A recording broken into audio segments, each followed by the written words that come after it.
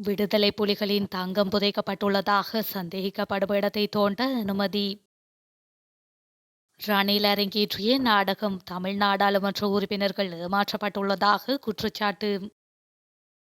ஸ்ரீலங்கா காவல்துறையினருக்கு தமிழ் மொழி கட்டாயம்.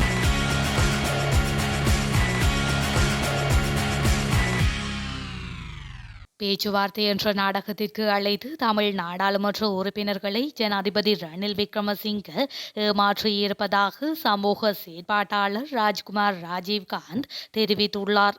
ஊடக சந்திப்பொன்றில் வைத்து கருத்து தெரிவிக்கும் போதே அவர் இந்த விடயத்தை குறிப்பிட்டுள்ளார். அவர் மேலும் தெரிவிக்கையில், ஜனாதிபதி ஒரு நாடகத்தை தான் அரங்கேற்றியிருக்கின்றார். அதாவது தமிழ் மக்களின் அரசியல் கோரிக்கைகளை நிறைவேற்றாமல் பேச்சுவார்த்தை என்ற நாடகத்திற்கு அழைத்து தமிழ் நாடாளுமன்ற உறுப்பினர்களை ஏமாற்றியிருந்தார். பேச்சுவார்த்தைக்கு அழைக்கும் போதே ஒரு செயற்பாட்டாளராக நாம் அதனை கடுமையாக எதிர்த்திருந்தோம். அதாவது ரணிலின் நாடகத்தில் ஒரு கதாபாத்திரமாக மாறிவிடக் கூடாது என நாம் தமிழ் நாடாளுமன்ற உறுப்பினர்களை பணிவாக கேட்டிருந்தோம். ஆனாலும் அவர்கள் பேச்சுவார்த்தைக்கு சென்றிருந்தார்கள் என அவர் மேலும் குறிப்பிட்டுள்ளார். மன்னார் தலைமன்னாரில் 10 வயது சிறுமி தகாத நடவடிக்கைகளுக்கு உட்படுத்தப்பட்டு கழுத்து நெரிக்கப்பட்டு கொலை செய்யப்பட்டுள்ளதாக பிரேத பரிசோதனையில் அறிக்கையிடப்பட்டுள்ளது. தலைமன்னார் ஊர்மனை கிராமத்தில் 10 வயது சிறுமி ஒருவர் நேற்றைய தினம் சடலமாக மீட்கப்பட்ட நிலையில் இன்றைய தினம் யாழ்ப்பாணம் போதனா வைத்தியசாலையில் பிரேத பரிசோதனை மேற்கொள்ளப்பட்டது. குறித்த சம்பவம் தொடர்பில் சிறுமியின் வீட்டிற்கு அருகிலுள்ள தென்னந்தோப்பில் வேலை செய்து 52 வயதான திருகோணமலை குச்சவெளியைச் சேர்ந்த ஒருவர் சந்தேகத்தின் பேரில் கைது செய்யப்பட்டுள்ளார். சம்பவம் தொடர்பான மேலதிக விசாரணைகளை தலைமன்னார் போலீசார் முன்னெடுத்து வருகின்றமை குறிப்பிடத்தக்கது. முல்லைத்தீவு கிளிநொச்சி எல்லைப் பகுதியில் உள்ள தமிழீழ விடுதலை புலிகளின் தங்கங்கள் புதைக்கப்பட்டுள்ளதாக நம்பப்படும் இடமொன்றினை அகழ்வு செய்வதற்கு கிளிநொச்சி நீதிமன்றம் அனுமதி வழங்கியுள்ளது. தர்மபுரம் போலீசார் நீதிமன்றில் மேற்கொண்ட வழக்கிற்கு அமைய கிளிநொச்சி நீதவான் நீதிமன்றம் எதிர்வரும் 19ஆம் திகதி மாலை 2:30 மணியளவில் அந்த பகுதியினை அகழ்வதற்கு அனுமதி வழங்கியுள்ளது. குறித்த பகுதியான ரெட்பான சந்திக்கு அருகில் தமிழீழ விடுதலை புலிகளின் நிதி பிரிவின் தங்க நகைகள் புதைக்கப்பட்டுள்ளதாக தெரிய வந்துள்ளது. இதற்கமைய பல தடவைகள் சட்டவிரோதமாக தோண்டும் முயற்சிகள் பல்வேறு தரப்பினரால் மேற்கொள்ளப்பட்டுள்ளதாகவும் அது வெற்றியளிக்காத நிலையில் நீதிமன்ற அனுமதியுடன் தோண்டுவதற்கான முயற்சிகள் மேற்கொள்ளப்பட்டுள்ளன.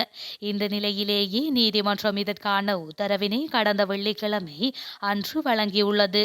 எனவே எதிர்வரும் 19ஆம் திகதி அன்று நீதிபதி முன்னிலையில் போலீசார், பிரதேச தலைவர்கள், கிராம சேவையாளர்கள், பிரதேச சபையினர், தொல்பொருள் திணைக்களத்தினர் உள்ளிட்ட அரச திணைக்களங்களின் முன்னிலையில் தோண்டும் நடவடிக்கை முன்னெடுக்கப்பட உள்ளதாக அறிவிக்கப்பட்டுள்ளது. தமிழரசு கட்சி தொடர்பான வழக்கில் நான் எதிராளி அல்ல எனவும் அது தொடர்பில் தனக்கு எதுவும் தெரியாது எனவும் நாடாளுமன்ற உறுப்பினர் சுமந்திரன் தெரிவித்துள்ளார். யாழ் வடமராட்சியில் உள்ள இலங்கை தமிழரசு கட்சியின் கிளை அலுவலகத்தில் இடம்பெற்ற மாணவர்களுக்கான கற்றல் உபகரணங்கள் வழங்கும் நிகழ்வில் கலந்து கொண்டு கருத்து தெரிவிக்கும் போதே அவர் மேற்கண்டவாறு குறிப்பிட்டுள்ளார். இது தொடர்பாக அவர் மேலும் கூறுகையில், தமிழரசு கட்சிக்கு எதிராக தொடரப்பட்ட 2 வழக்குகளில் ஒரு வழக்கு சம்பந்தமான ஆவணங்களையே நான் இதுவரை கண்டுள்ளேன். கட்சி சார்பாக இந்த வழக்கில் எடுக்க உள்ள நிலைப்பாடு தொடர்பாக எனக்கு தெரியாது என தெரிவித்துள்ளார். காவல்துறை உத்தியோகத்தர்களுக்கு தமிழ் மொழி தெரிந்திருக்க வேண்டும் என யாழ் பிரதி காவல்துறை மாதிபர் காளிங்க ஜெயசிங்க தெரிவித்துள்ளார். யாழ்ப்பாணத்தில் குற்ற செயல்களை கட்டுப்படுத்தல் மற்றும் போதைப்பொருள் விற்பனை தடுத்தல் தொடர்பில் விரைந்து எடுக்க வேண்டிய நடவடிக்கைகள் தொடர்பில் காவல்துறையினருக்கு சிறப்பு கட்டளைகள் வழங்கப்பட்டுள்ளன. யாழ்ப்பாணம் தலைமையக காவல் நிலையத்திற்கு இன்று முற்பகல் வருகை மேற்கொண்டு யாழ்ப்பாணம் மாவட்டத்துக்கு பொறுப்பான பிரதி காவல்துறை மாதிபர் காளிங்க ஜெயசிங்க இந்த கட்டளைகளை வழங்கினார். காவல்துறை உத்தியோகத்தர்களுக்கு தமிழ் மொழி தெரிந்திருக்க வேண்டும் என்பதை வலியுறுத்திய அவர், பொதுமக்களின் அன்றாட வாழ்வுக்கு இடையூறாக உள்ள குற்ற செயல்களை விரைந்து தடுக்குமாறும் அறிவுறுத்தல்களை வழங்கியுள்ளார்.